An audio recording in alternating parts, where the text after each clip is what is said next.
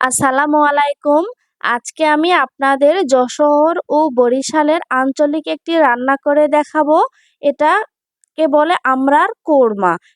খুব সহজে এবং অল্প উপকরণে রান্নাটি করা যায়। তো আমড়ার কোরমা করার জন্য আমি এখানে ৯টির মতো আমড়া নিয়েছি, চিড়ে নিয়েছি সাইডগুলো একদম ঘন ঘন করে চিড়ে নিয়েছি। যত ভালো করে চিড়তে পারবেন তত বেশি ভালো সিদ্ধ হবে।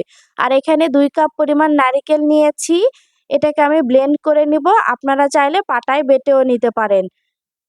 আমি ব্লেন্ডার জাগে নারকেলগুলো দিয়ে দিচ্ছি।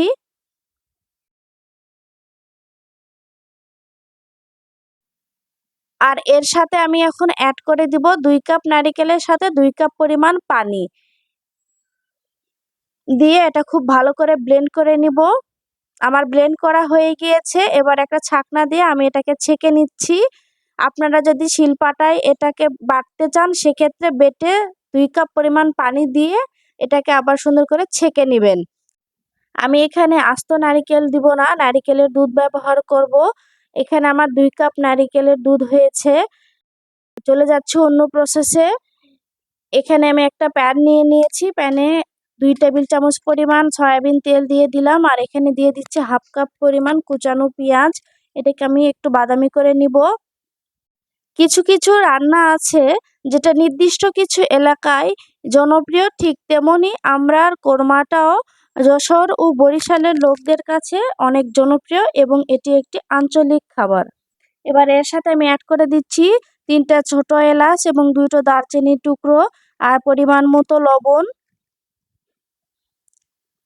আর সাথে দিয়ে দিলাম জিরে গুঁড়ো 1/2 চামচ, ধনিয়া গুঁড়ো 1/2 চামচ, হলুদের গুঁড়ো 1/2 চামচের একটু কম, আদা রসুন বাটা দিলাম 1/2 চামচ করে ১ চামচ। এবার সবগুলো মশলা আমি এখন নাড়িয়ে নিচ্ছি। এটা পুড়ে ফেলা যাবে না মশলাগুলো। এ পর্যায়ে আমি নারকেলের দুধ দিয়ে দিচ্ছি একটুখানি। এখানে রান্নাতে আমি কোনো পানি ব্যবহার করব না।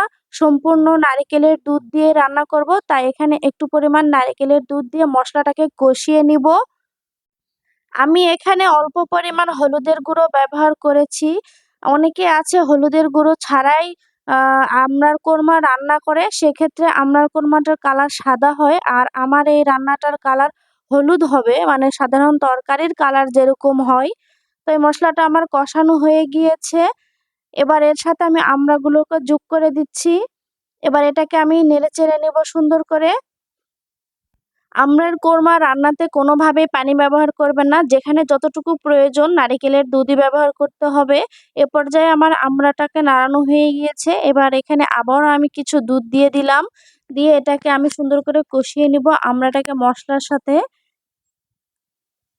এর কালারটা একটু হলুদ, বেশ সুন্দর লাগে দেখতে, খেতেও মাশাআল্লাহ। এটাকে আমি এখন ঢাকনা দিয়ে দিব কিছুক্ষণের জন্যে। কিছুক্ষণ পর যখন পানিটা খুব ভালো করে বলক এসে গেছে, আমি তখন ঢাকনাটা উঠিয়ে নিলাম এবং আপনারা দেখতে পাচ্ছেন আমড়াটার কালার কতটা সুন্দর এসেছে এবং কালারটা চেঞ্জ হয়ে গেছে, মানে আমড়াটা অনেকটা সিদ্ধ হয়ে যাওয়ার মতো। তো এবার আমি সুন্দর করে নেড়ে চেড়ে নিচ্ছি। এটাকে আবারও একটু ঢাকনা দিয়ে দিব কিছুক্ষণের জন্য। ঢাকনা তুলে কিছুক্ষণ পর আবারও আমি নেড়ে চেড়ে দিচ্ছি এবং এ পর্যায়ে আর ঢাকনা দিব না। এখানে আমি এবার নেড়ে চেড়ে সুন্দর করে আমড়াটাকে কষিয়ে নিব। আমি আপনাদের জন্য খুব সহজে এবং অল্প উপকরণে রান্না করে দেখানোর চেষ্টা করি, যেন আপনাদের এটা ভালো লাগে এবং বাসায় অবশ্যই একবার ট্রাই করেন। তো আমার আমড়াটা মোটামুটি কিছুটা সিদ্ধ হয়ে যাওয়ার মতো। এ পর্যায়ে আমি সবগুলো নারিকেলের দুধ দিয়ে দিব এর সাথে।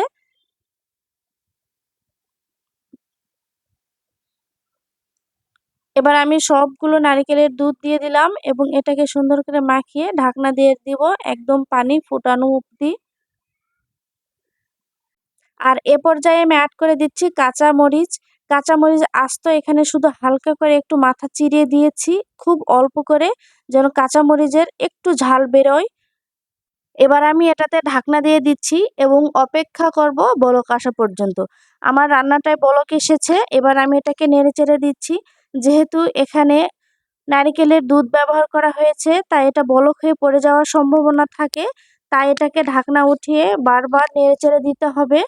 আমার হাফ কেজি আমড়ার জন্য 2 কাপ দুধ আমার কাছে যথেষ্ট মনে হয়েছে। আপনাদের যদি আমড়ার পরিমাণ বেশি হয় সেক্ষেত্রে নারিকেলের দুধের পরিমাণটা একটু বাড়িয়ে দিবেন। এবার মিডিয়াম আঁচে এটাকে আমি সিদ্ধ করে নিব। জালটা অবশ্যই মিডিয়াম করে রাখতে হবে, তাহলে আমড়া খুব ভালোভাবে সিদ্ধ হয়ে যাবে। এবার আমি ঢাকনাটা উঠিয়ে আবারও সুন্দর করে নেড়েচেড়ে দিচ্ছি। আমার এই সিম্পল এবং সুন্দর রেসিপিটি যদি আপনাদের ভালো লাগে তবে লাইক, কমেন্ট এবং শেয়ার করে দিবেন এবং আমার ইউটিউব চ্যানেলটি সাবস্ক্রাইব করে পাশে থাকা বেল আইকনটি প্রেস করে দিবেন, যেন এরকম সুন্দর সহজ রান্নার ভিডিওর নোটিফিকেশন আপনার কাছে সবার আগে পৌঁছে যায়। তো আমার আমড়াটা বলক এসেছে, বারবার আমি এটাকে নেড়ে দিচ্ছি ঢাকনা উঠিয়ে, আপনারা দেখতেই পাচ্ছেন। তো এ পর্যায়ে আমি হাফ কাপ পরিমাণ চিনি দিয়ে দিলাম। চিনির পরিমাণটা আপনারা অবশ্যই বাড়িয়ে কমিয়ে দিতে পারবেন। যেহেতু এটা টক ঝাল মিষ্টি স্বাদ হবে, এটা আপনারা ভাত বা পোলাও দিয়ে খেতে পারেন বা খাবারের শেষে ডেজার্ট হিসাবেও রাখতে পারেন। তো এটাকে আমি আবারও ঢাকনা দিয়ে দিলাম বলক হওয়া অবধি। এটাতে আবারও বলক হয়ে এসেছে। সম্পূর্ণ রান্নাটায় চুলার আঁচ মিডিয়াম রাখতে হবে এবং বারবার ঢাকনা উঠিয়ে নেড়ে দিতে হবে এবং এ পর্যায়ে আপনারা অবশ্যই একবার লবণটা চেক করে নেবেন।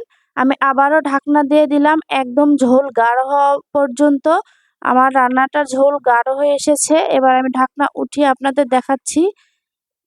আর এবার লাস্ট ফিনিশিংয়ে আমি একটু গরম মশলা গুঁড়ো দিয়ে দিলাম। গরম মশলা গুঁড়ো দিয়ে ঠিক 2 মিনিটের মতো একটু নেড়ে চেড়ে নিব। এবার আমার রান্নাটা শেষ হয়ে গিয়েছে। চুলার জালটা অফ করে ঢাকনা দিয়ে দিলাম ঠান্ডা হওয়া পর্যন্ত। একদম পারফেক্ট ভাবে আমার আমড়ার কোরমাটা রেডি হয়ে গিয়েছে। আপনারা নিশ্চয়ই দেখে বুঝতে পারছেন এটা কতটা লোভনীয় হয়েছে এবং সিদ্ধ হয়েছে খুব সুন্দরভাবে। খাবারের শেষে ডেজার্ট হিসাবে আমড়ার কোরমাটি অসাধারণ স্বাদ বাড়ায় খাবারে। আশা করছি আমার এই রেসিপিটি আপনাদের ভালো লেগেছে। তো আজকের মতো বিদায় নিচ্ছি। দেখা হবে নতুন একটি ভিডিওতে। আল্লাহ হাফেজ।